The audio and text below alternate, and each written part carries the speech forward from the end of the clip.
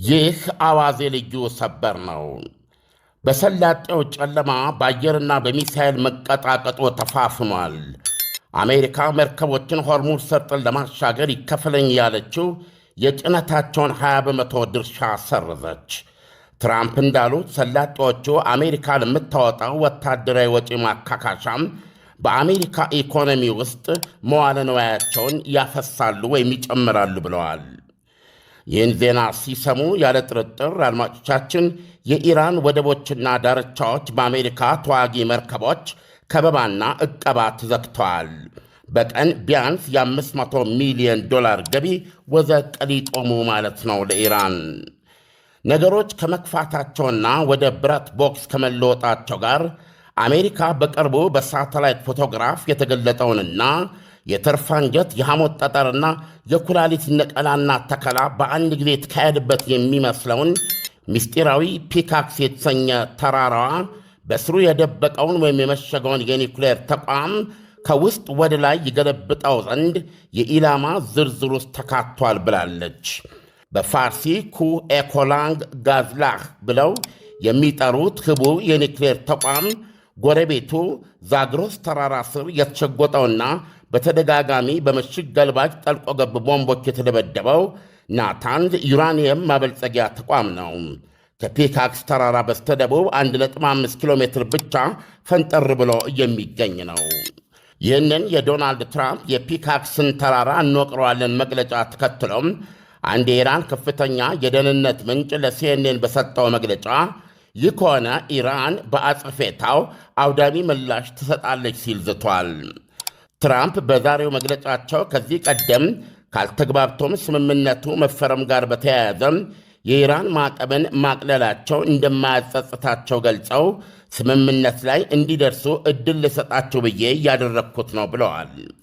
አሁን ግን እግር መዘርጊያ እንኳ ሳይተው የራሽያን ሁለንተና የገነዘውን አይነት የማያፈናፍን ማዕቀብ በኢራንና በሄዝቦላም ላይ ይዘረጋል፣ ይተበተባል ብለዋል።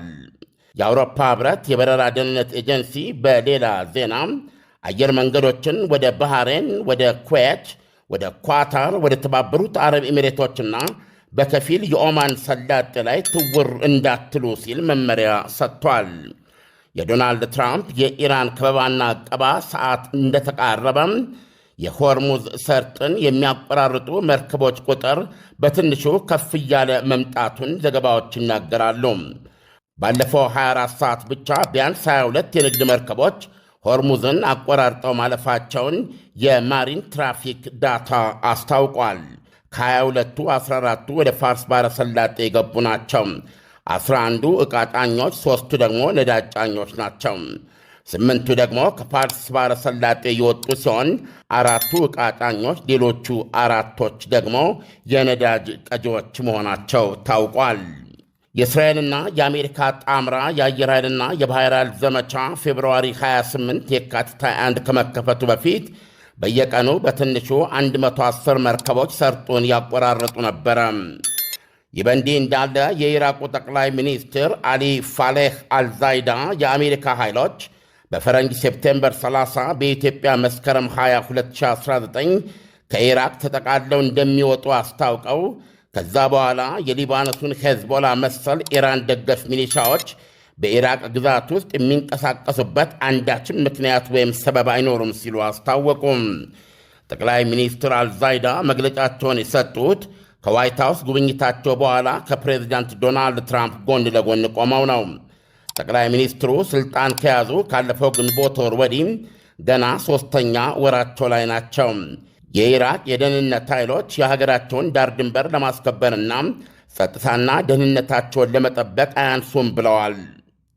ጉብኝታቸውን ከወታደራዊ ይልቅ ኢኮኖሚያዊ ትብብር ላይ ያተኮረም አዲስ የሁለትዮሽ ግንኙነት መጀመሪያ ነው ሲሉ ገልጸውታል። ሴፕቴምበር 30 መስከረም 20 የአሜሪካ ወታደሮች ሲወጡ የአሜሪካ ኩባንያዎች ግን ይቀራሉ ብለዋል። አሁን በሰበር በደረሰን ዜና የአሜሪካ ጦር አየር ኃይል የከበባና ዕቀባ ሰዓቱ ከመድረሱ በፊት አዲስ ዙር በረራና ድብደባዎች በኢራን ግዛቶች ውስጥ ማካሄዱን በኤክስ ገጹ ገልጿል። ሴንትኮም ቴህራን መርከቦች ላይ ጥቃት ለመፈጸም ያላትን የሰለለ ክንድ ይበልጥ ለመቀልጠም ከምሽቱ 3 ሰዓት የጀመርን ወግረናታል ብሏል ማዕከላዊ እዙ በኤክስ ገጹም። ዳንኤል ይሄ በጣም አክቹዋሊ ጦርነቱን ጀምረውታል። ይህ ጦርነት ማለት ባለፉት ሰሞን ከነበረ ሁሉ የተለየ ነው። ወደ መጀመሪያው ለ40 ቀን ያካሄዱት አይነት በዘመቻ 24 ሰዓት የሚደረገው አይነት ድብደባ ካለመሆኑ በስተቀረ አሁን ለ7ኛ ቀን ነው አሜሪካ ድብደባ እያደረገች ያለችው።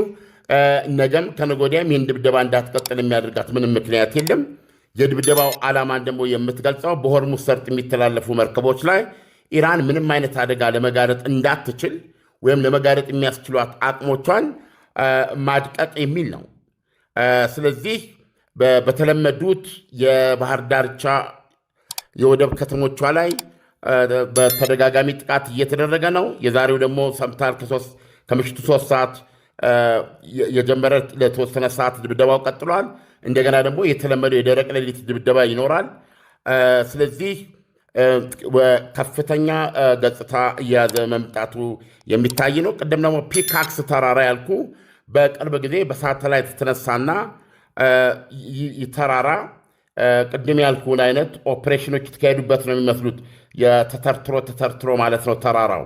ከተራራው ስር የተለመደ ሌላ አዲስ የኢራን የኒውክሌር ጣቢያ መፈጠሩን ነው የደረሱበት እና ዶናልድ ትራምፕ ይህንን በሳተላይት የተገለጸ አዲስ የተራራ ስር የኒውክሌር ተቋም ማውደም በሊስት ውስጥ ገብቷል እና አሜሪካ እሱን የማውደም እርምጃ ትወስዳለች ብለዋል። ምናልባት ዛሬ ሌሊት ሊጀምሩት ይችላሉ። የምሽግ ደርማሽ ቦምቦችን በሚጥሉ ቢ1 ነው ቢ2 በሚሰኙ የአሜሪካ ከፍተኛ ቦምብ ጣይ አውሮፕላኖች ማለት ነው። ስለዚህ በማንኛውም መመዘኛ ሁኔታው ተጋግሞ መቀጠሉን ነው የምታየው። በአንጻራዊነት ደግሞ መርከቦች ቁጥራቸው 22 መርከቦች ለመተላለፍ መቻላቸው በአንጻራዊነት ቁጥራቸው ከፍ እያለ መምጣት ከኢራን ወደብ መታገድ መዘጋት ጋር ተያይዞ በአንጻራዊነት በአሜሪካ ኃይል ላይ አካባቢውን ለማስከበር ባለው ኃይል ላይ የተወሰነ በራስ መተማመንና መመካት የሚያሳይ ነው። ኢራን ሙሉ በሙሉ እዘጋዋለሁ፣ በእኔ ቁጥጥር ስር አውለዋለሁ ብላለች። አሁን ነገሮች ስለለዩ እውነቱን ለመናገር የመግባቢያ ስምምነት የሚባል ወረቀት ካለ በየጠረጴዛቸው የሚገርም ነው። ከዚህ በኋላ እንደሌለ ብዙ እርምጃ ቀይ መስመር እየተራመዱ ነው ያሉት። በእስራኤል በኩል ደግሞ የእስራኤሉ ጠቅላይ ሚኒስትር ቤንያሚን ኔታንያሁ ኢራንን ወደኛ ለመተኮስ እንዳታስቢ፣ ከዛ በኋላ ሰላም ይኖረኛል ብለሽ ሰላም ሊመጣ ይችላል ብለሽ እንዳትመኪ የሚል ብርቱ ማስጠንቀቂያ ነው የሰጡት። እንደ በፊቱ እንደማይሆን ነው ለኢራን መግለጫ የሰጡትና እንዳትነኪን እንዳትተኩሽ የሚል ነው።